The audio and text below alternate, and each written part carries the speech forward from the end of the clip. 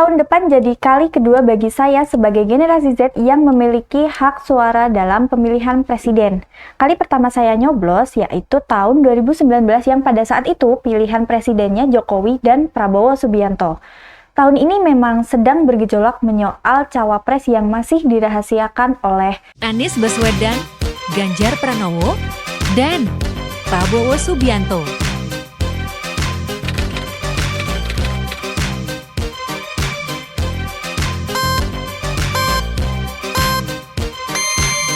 Ojo ke susu satu-satu. Anies Baswedan banyak diisukan segera dipasangkan dengan Agus Harimurti Yudhoyono atau AHY.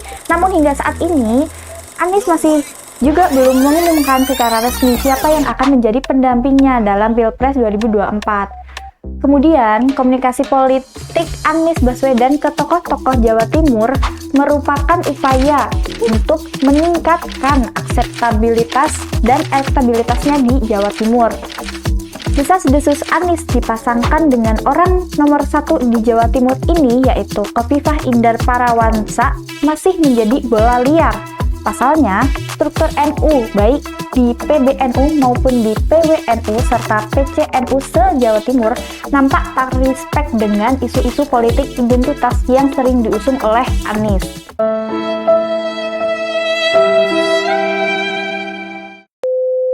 Dilema politik juga terjadi pada Prabowo Subianto nih sobat. Nampaknya Prabowo gamang dan kesulitan untuk menentukan siapa cawapres yang akan mendampinginya nanti.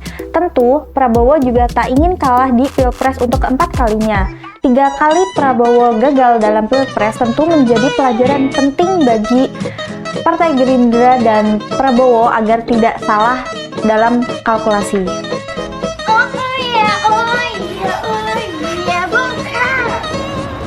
Mereka harus cermat dan titis dalam menghitung siapa cawapres yang tepat untuk mendampinginya nanti.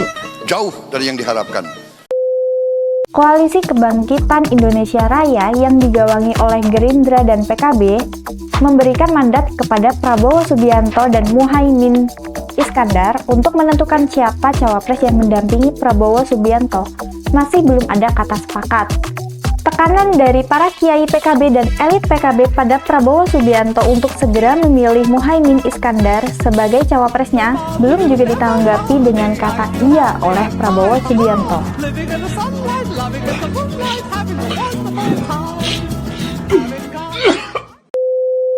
Dan yang terakhir ada Ganjar Pranowo. Ganjar Pranowo juga mengalami nasib yang tak jauh beda.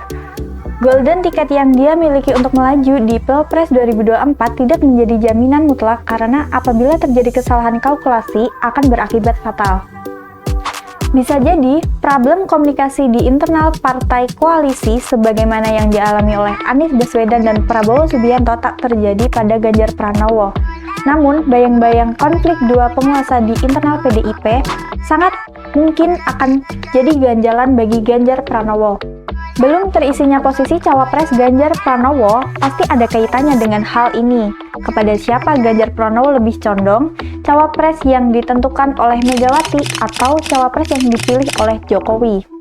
Meskipun problem cawapres Ganjar Pranowo nampak lebih sederhana dibandingkan Prabowo Subianto dan Anies Baswedan, namun resiko yang harus dihitung oleh Ganjar Pranowo juga rumit, jelimet, dan mengandung resiko politik yang serius. Sabar. Nama Menteri Badan Usaha Milik Negara atau BUMN Erick Thohir belakangan masuk dalam radar bakal calon wakil presiden untuk Pilpres 2024. Pengamat politik sekaligus Direktur Eksekutif Indonesia Political Opinion, Deddy Kurniasyah menilai keberadaan Erick Thohir menjadi salah satu tokoh yang diharapkan publik. Menurutnya, hal tersebut tidak terlepas dari kinerja Erick Thohir yang punya citra positif dan dianggap dekat dengan masyarakat. Ada beberapa poin yang melatar belakangi Erick Thohir layak untuk menjadi cawapres. Yang pertama, Erick Thohir dinilai mampu menggait suara anak muda. Dan yang kedua, elektabilitas Erick Thohir sebagai cawapres menduduki peringkat teratas. Dan yang ketiga, milenial dan Gen Z mendominasi Pilpres kali ini. Meanwhile, in our universe, Semua capres saling intip untuk saling mengawasi pergerakan kompetitornya. Mereka terus menjaga kewaspadaan karena sekali salah menghitung pergerakan lawan, maka seorang capres bisa terkunci mati dalam pertarungan berikutnya. Semua capres tidak segera menentukan cawapres juga karena alasan lempengan politik. Sampai kapan? Sampai para kingmaker dan semua tim capres telah selesai membuat kalkulasi politiknya. Yang pasti, hingga tanggal 19 Oktober 2023, saling intip dan saling goda antar capres akan terus berlanjut. Sebagai penonton, mari kita nikmati tarian politik capres ini. Kita bisa main tebak-tebakan, kerja politik mana yang hanya sekedar gimmick politik dan mana yang tulus dan merupakan realitas kerja politik atas dasar kebutuhan para capres.